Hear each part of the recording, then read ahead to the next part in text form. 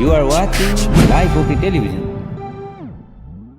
Life okay समाचारको साथमा Balvatika school Pepsicola learning made simple Jiva life to your style wellness mall a natural way to improve your health. नमस्कार, life ओके समाचारमा स्वागत छ। सुरुमा मुख्य समाचार। नेपालमा थप 293 जनामा कोरोना संक्रमण पुष्टि। सत्य तथ्य छानबिन गरी जानकारी गराउन सरकारलाई निर्देशन। जनादेशलाई खण्डित पार्ने काम माधव नेपाल र प्रचण्डले गरेको शङ्कर पोखरेल। अब समाचार विस्तारमा। नेपालमा बिहिबार 293 जनामा कोरोना संक्रमण पुष्टि भएको छ। देशभर गरिएको 9510 पीसीआर परीक्षणका क्रममा 241 जना र 2116 एन्टिजेन परीक्षणका क्रममा 52 जनामा कोरोना संक्रमण पुष्टि भएको स्वास्थ्य मन्त्रालयले जनाएको छ। यो सँगै नेपालमा कोरोना संक्रमितको संख्या 9,22,756 पुगेको छ। त्यस्तै कोरोनाका कारण थप 2 जनाको मृत्यु भएको छ। हालसम्म नेपालमा 11,581 जनाको कोरोनाका कारण मृत्यु भएको छ। त्यस्तै थप 263 संक्रमित निको हुँदा हालसम्म नेपालमा 8,09,922 संक्रमित निको भएका छन्। हाल नेपालमा 5,161 सक्रिय संक्रमित आइसोलेसन र 79 जना क्वारेन्टाइनमा रहेको मन्त्रालयले जनाएको छ। प्रतिनिधि सभाको शिक्षा तथा स्वास्थ्य समितिले चिकित्सा शिक्षाको शुल्क तोकिएको भन्दा बढी लिएको गुनासो आएको भन्दै सत्य तथ्य छानबिन गरी जानकारी गराउन सरकारलाई निर्देशन दिएको छ। सिंहदरबारमा बिहिबार बसेको समिति बैठकले केही मेडिकल कलेजले चिकित्सा शिक्षाको शुल्कका विषयमा छानबिन गर्दै प्रतिवेदन पेश गर्न सरकारलाई निर्देशन दिएको हो। त्यस्तै बैठकले संघीय शिक्षा विधेयक यथाशीघ्र संसदमा पेश गर्न पर्ने निर्देशन दिएको छ। बैठकमा शिक्षा विज्ञान तथा प्रविधि मन्त्री देवेन्द्र पौडेलले शिक्षा क्षेत्रलाई संघीय व्यवस्था मार्फत सञ्चालन गर्नका लागि सरकारले सुझाव सङ्कलन गरिरहेको बताउनु भयो। मन्त्री पौडेलले अहिले +2 लाई माध्यमिक स्तरमा ल्याइसकेकोले एसई के गर्ने भन्ने सम्बन्धमा सरकारवालाहरूको सुझाव लिइरहेको र त्यसका आधारमा सरकारले आवश्यक निर्णय लिने जानकारी दिनुभयो। शिक्षासँग सम्बन्धित सबै प्रकारका समस्या समाधानमा सरकार प्रतिबद्ध रहेको धारणा राख्नुभयो।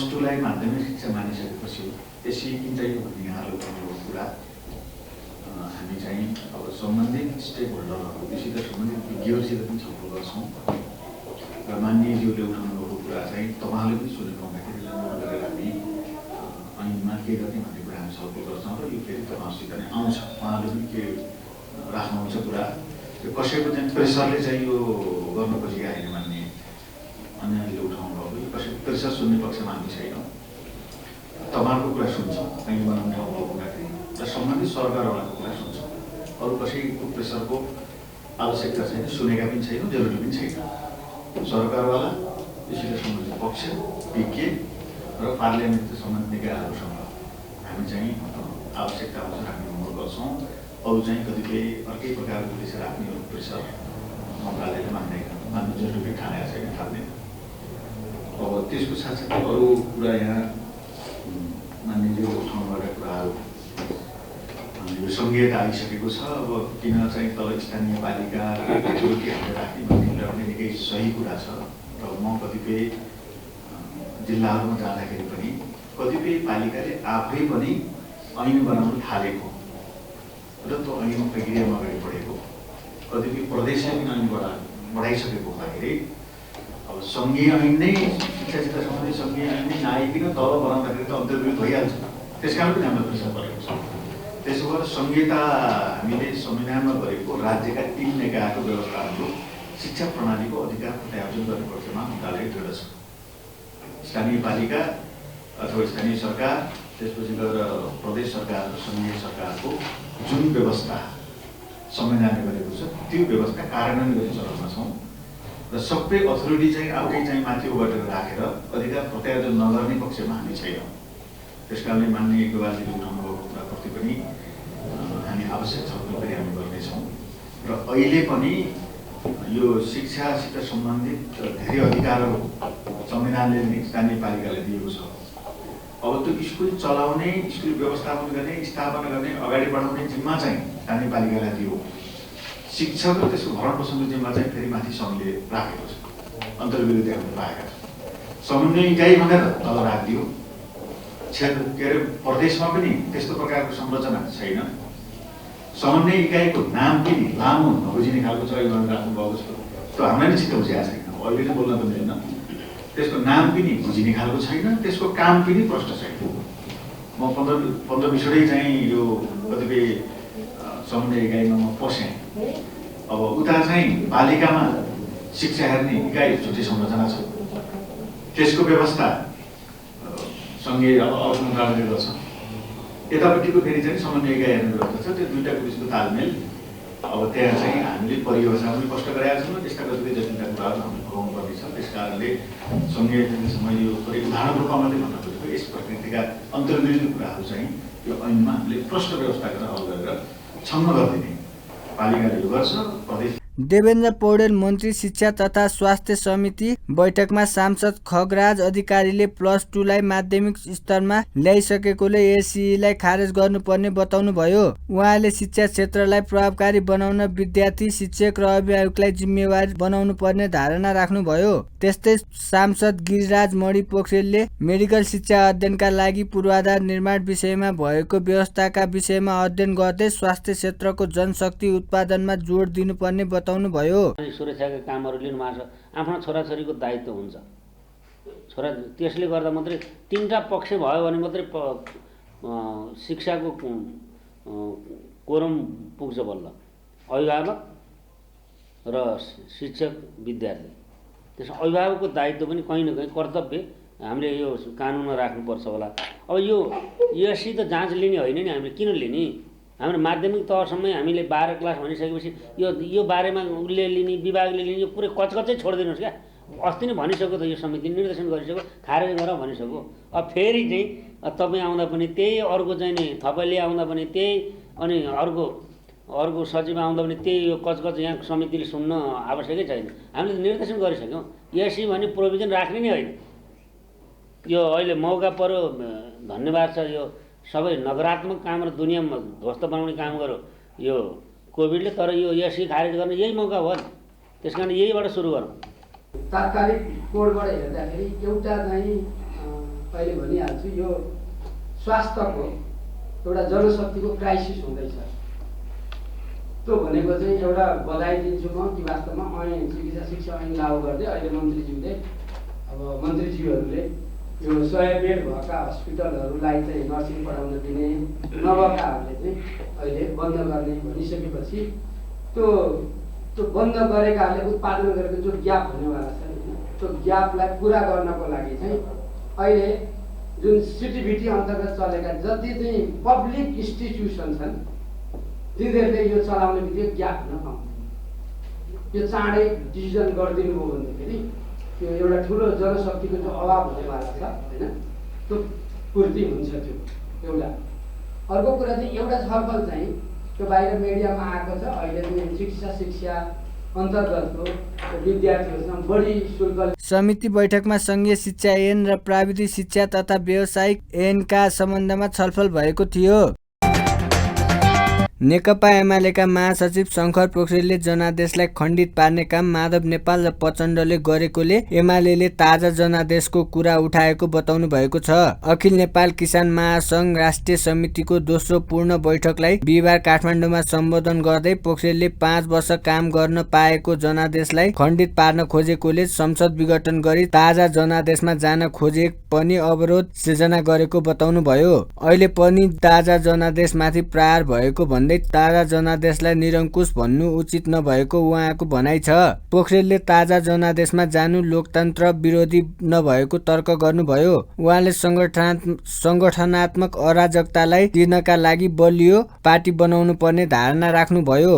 जनादेश हामीले 5 वर्षका लागि पाएका हौँ, त्यो जनादेशलाई खण्डित गर्ने काम माधव नेपाल र प्रचण्डबाट हुन थालेको छ। त्यस अर्थमा त्यो जनादेशलाई खण्डित गर्ने कुरा हामीलाई स्वीकार्य छैन। जनताबाट प्राप्त भएको जनादेश फेरि जनतामा लगेर स्थापित गर्छौँ, चुनावमा जान्छौँ भने हौँ, यो लोकतन्त्रको विशेषता हो। तर त्यसमाथि अहिले प्रहार भइरहेको छ। चुनावमा जाने कुरा चाहिँ तानाशाही कुरा, निरङ्कुश कुरा, कति मजाको विषय भन्नु त। लोकतन्त्र भने के रहेछ उहाँहरूका भाषामा भन्दाखेरि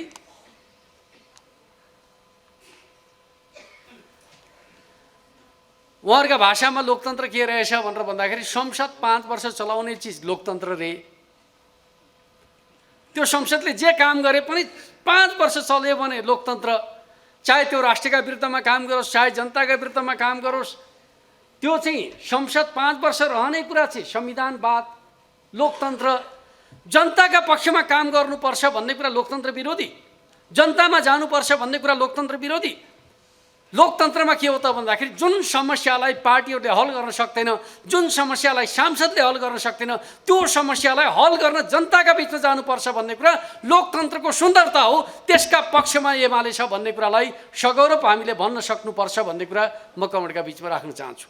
त्यस अर्थमा आज हामीले यो सङ्गठनात्मक अराजकताको जुन आधार छ त्यो आधारलाई चिर्नका लागि बलियो पार्टी निर्माण गर्ने कुराका सन्दर्भमा के कुरा जरुरी छ त भन्दाखेरि अब हामी नेकपा एमालेलाई एउटा अनुशासित पार्टीका रूपमा, वैचारिक पार्टीका रूपमा, राजनीतिक पार्टीका रूपमा सुदृढ र सबल बनाउनु जरुरी छ।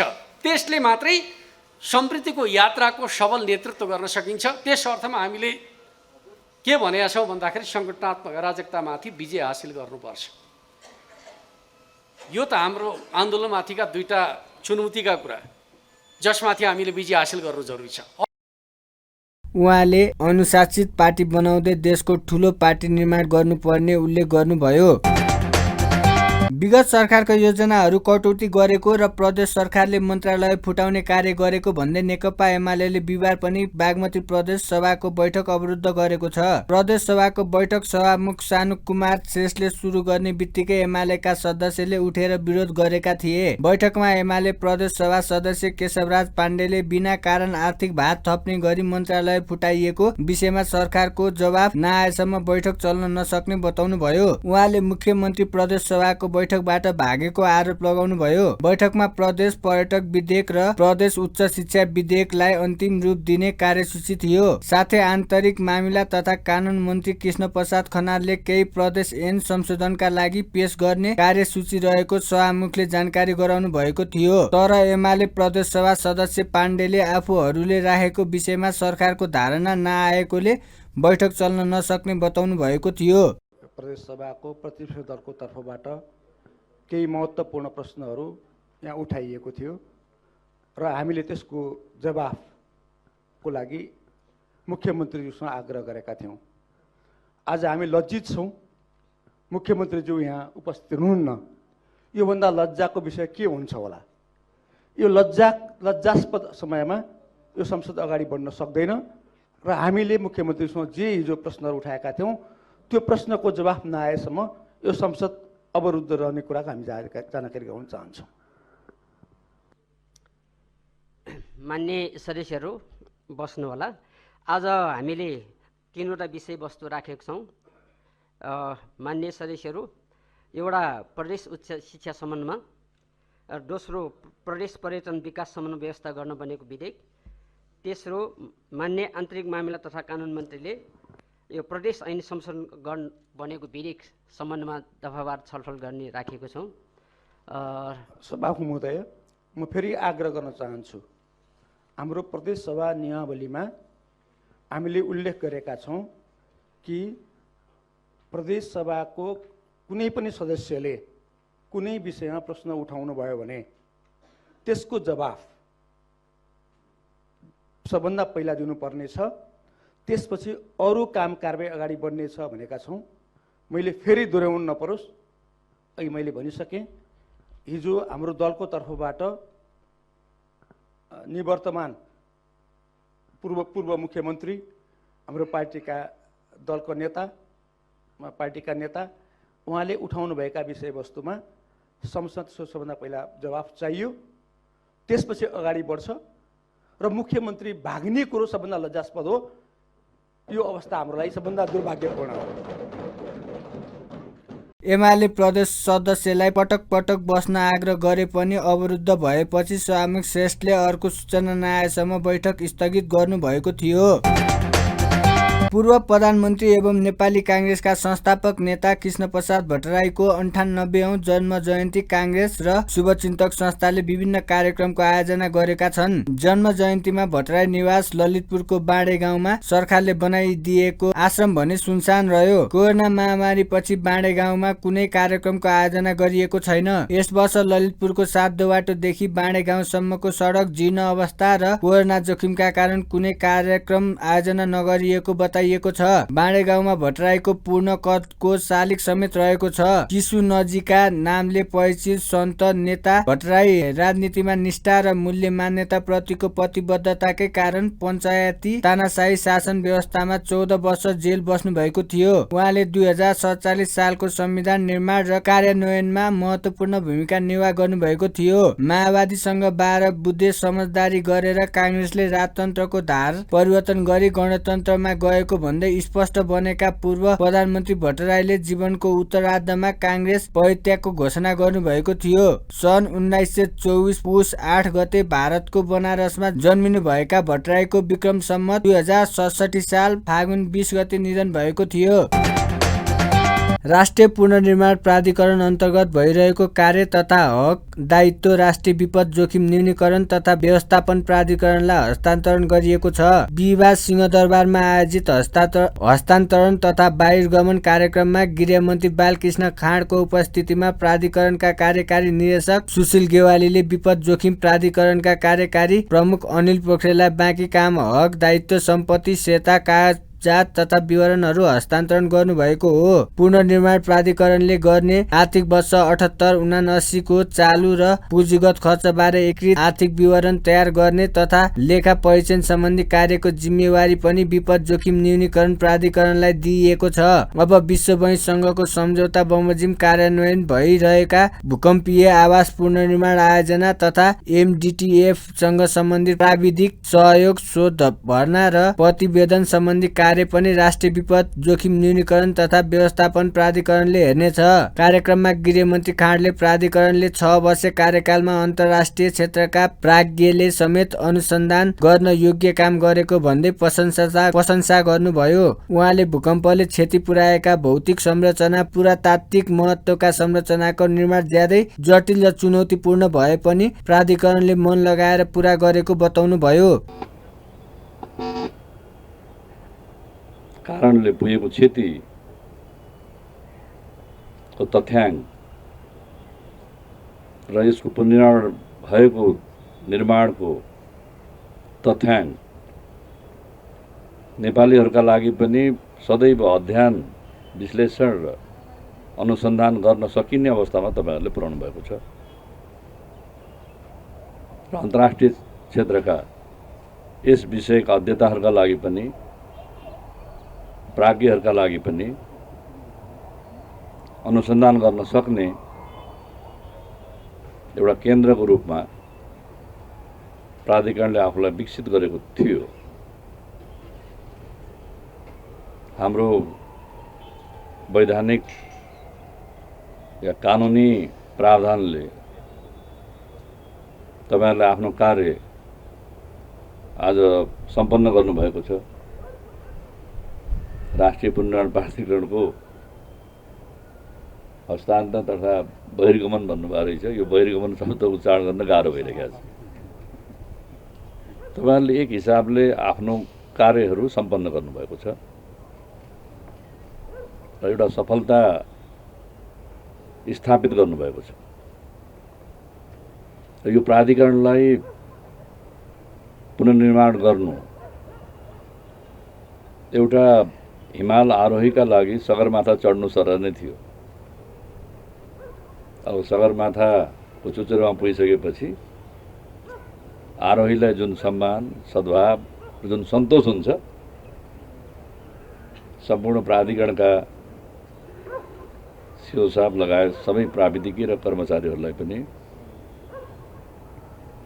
प्राधिकरणलाई यो सफलतामा पुर्याउने, यो उचाइमा पुर्याउने जुन तपाईहरुले अपूर्व योगदान गराउनु भएको छ, त्यसका लागि म नेपाल सरकारको तर्फबाट तपाईहरु सबैलाई हार्दिक बधाई दिन चाहन्छु। हस्तान्तरण भइसकेपछि पनि परामर्श गर्न त मिल्यो नि, छलफल गर्न मिल्छ। त्यस कारण छलफल परामर्श गरेर उहाँहरूले गर्नुभएका यी महत्त्वपूर्ण योगदानलाई कसरी राष्ट्रको धरोहरको रूपमा सम्पत्तिको रूपमा जोगाएर राख्ने त्यतापट्टि अत्यन्तै गम्भीरतापूर्वक कार्य गर्नुहोला भन्ने आग्रह गर्न चाहन्छु।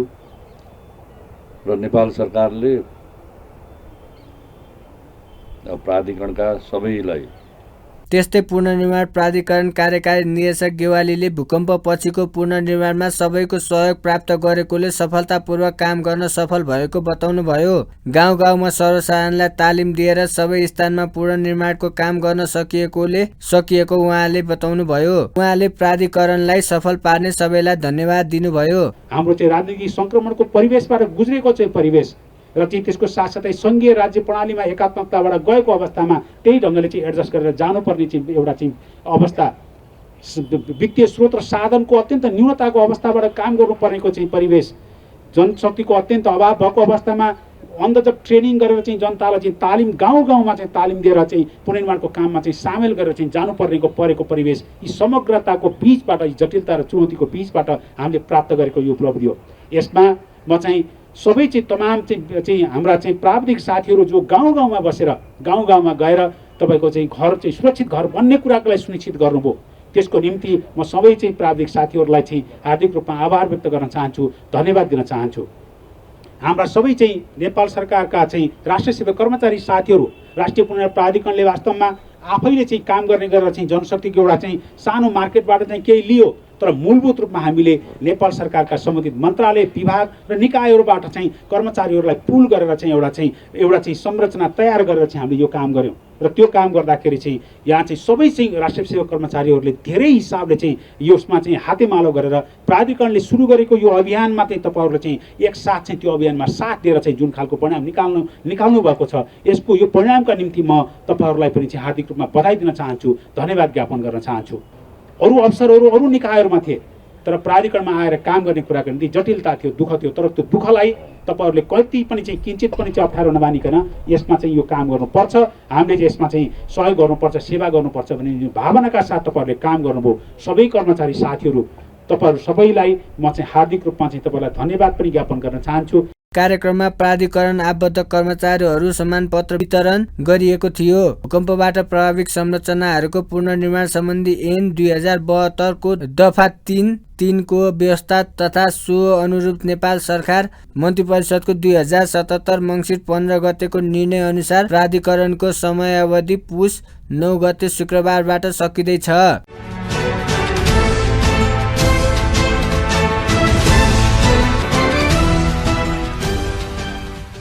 नेकपा एकीकृत समाजवादीका नेता झलनाथ खनालले नेकपा एमाले विखण्डनतर्फ जान लागेको भन्दै अब माथि उठ्न नसक्ने तर्क गर्नुभएको छ। बिहिबार काठमाडौँमा आयोजित पुस्तक विमोचन कार्यक्रममा जनताप्रति गरेका प्रतिबद्धता पूरा नगरेको र पार्टीको कार्यदिशा तथा सिद्धान्त नै परित्याग गरेकाले एमाले अब विखण्डनतर्फ जान लागेको भन्दै अब माथि उठ्न नसक्ने तर्क गर्नुभएको हो। उहाँले जनताले शक्तिशाली बनाएको एमालेलाई केपी ओलीले कमजोर बनाएकोले एमाले अब पानीको फोका जस्तै भएको जिकिर गर्नुभयो। खनालले गएको निर्वाचनमा जनतासँग गरेको प्रतिबद्धतालाई पनि ओलीले तिलाञ्जली दिए र पार्टीलाई सोही बाटोमा हिँडाउन नसकेको कारण आफूहरूले नयाँ बाटो रोजेको उहाँको भनाइ छ। त्यस्तै खनालले पार्टी निर्माणको 4 महिनामै आफूहरूले राष्ट्रव्यापी पार्टी बनाइसकेको समेत दावी गर्नुभयो। यो अभूतपूर्व कुरा, असाधारण कुरा, असाध्यै ठुलो उपलब्धिको कुरा, त्यो उपलब्धिलाई रक्षा गर्ने, त्यसलाई उपयोग गर्ने र नेपाली जनता र राष्ट्रको उत्थानतर्फ त्यसलाई प्रयोग गर्ने, यसको अगुवाई गर्ने जिम्मा खड्गप्रसाद शर्मा ओली भन्ने मान्छेका काँधमा छ। तर ती खड्गप्रसाद शर्मा ओलीले जुन दिन उनले प्रधानमन्त्रीको शपथ लिए त्यस दिनदेखि उनलाई त्यो ठाउँमा पुर्याउने जुन पार्टी हो नेकपा एमाले, त्यो पार्टीप्रति पूर्ण रूपले बिट्रे गरे। बिट्रे त्यो पार्टीका कार्यदिशा, त्यो पार्टीका नीति, त्यो पार्टीका सिद्धान्त, त्यो पार्टीका लक्ष्य, त्यसका आदर्श, त्यसका कार्यशैली, सारा चिजहरूलाई उनले परित्याग गरे।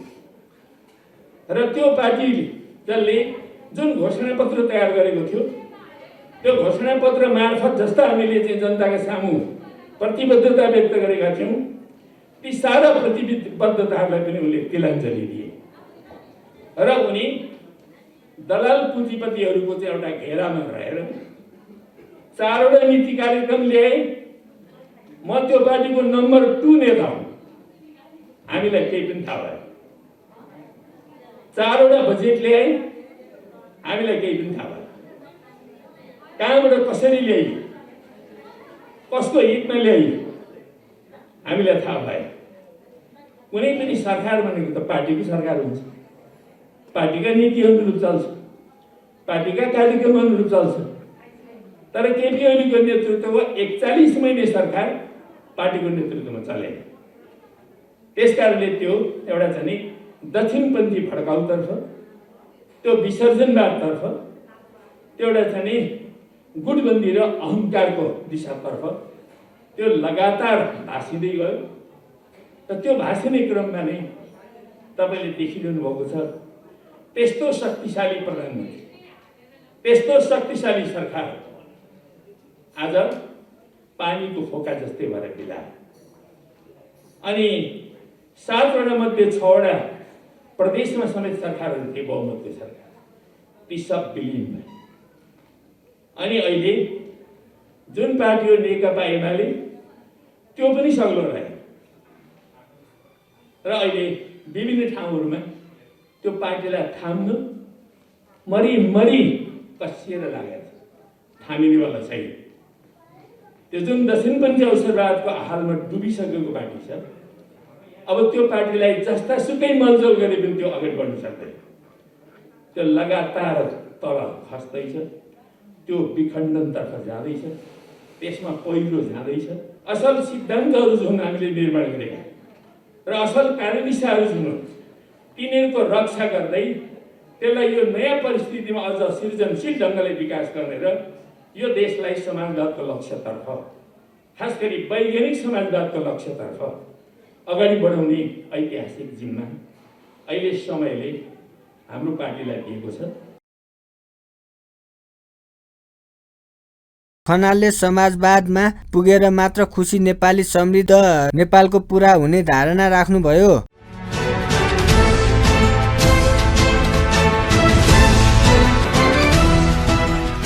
सुन तोलामा 700 रुपियाँले बढेको छ। नेपाली सुन चाँदी व्यवसायी महासङ्घका अनुसार छापावाला सुन प्रति तोला 93,300 रुपियाँमा कारोबार भइरहेको छ। यस्तै तेजाबी सुन पनि बढेर प्रति तोला 92,800 रुपियाँ पुगेको छ। अघिल्लो 2 दिन सुनको भाउ गिरावट देखिएको थियो। सुन तोलामा 400 रुपियाँले घटेर प्रति तोला 92,600 रुपियाँमा झरेको थियो। चाँदीको मूल्य भने लगातार दोस्रो दिन पनि वृद्धि भएको छ। यस दिन चाँदी तोलामा 15 रुपियाँले ओह्रालो लागेर प्रति तोला 1,260 रुपियाँमा खरिद बिक्री हुँदैछ।